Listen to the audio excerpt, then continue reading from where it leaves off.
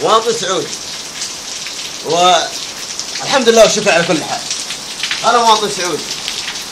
ها هذه بيتي، هذا المطر. شوف ها قاعد تروش أنا ورعاني. ها تعال صور، تعال صور. المواطن السعودي عايش في رفاهية، احنا عايشين في رفاهية، احنا مبسوطين الحمد لله. هذه بيتي، هذه بيتي، هذا المطر. أنا والمطر سوا. هذا المطر، هذه غرفة نومي، هذه غرفة النوم اللي أنا أنام فيها. الحمد لله على كل حال. مواطن سعودي عايشين في رفاهية، احنا عايشين في رفاهية من فضل الله سبحانه وتعالى. هذه بيت، هذه يا وزير الإسكان، هذه بيتي أنا ساكن. كأني في الشارع، الحين مطر كأني في الشارع. تعال صور. عايشين في رفاهية، احنا مبسوطين الحمد لله. هذا المطر مليون وملايين تروح برا واحنا الشعب رايحين برجلها.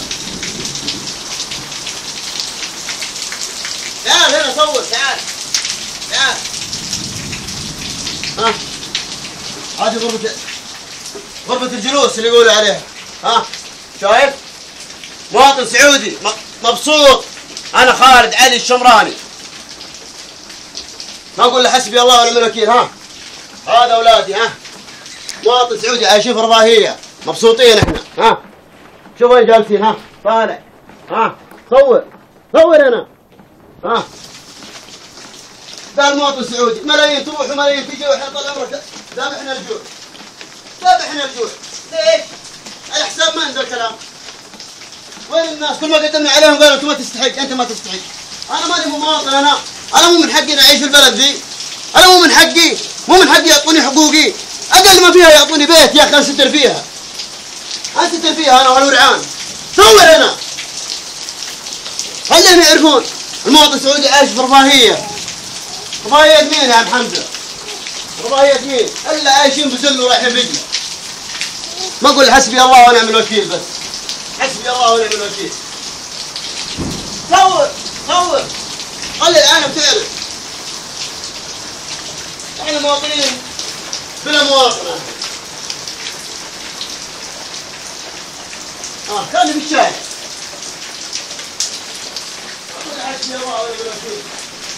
حسبي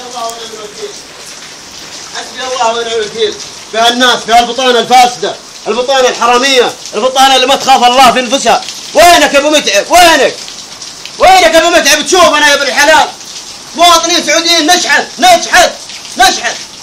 اتقوا الله في انفسكم. هذه غرفة نومي، وهذه بيتي، وهذه انا والمطر. وبنتي مريضة ما حد درى عنها.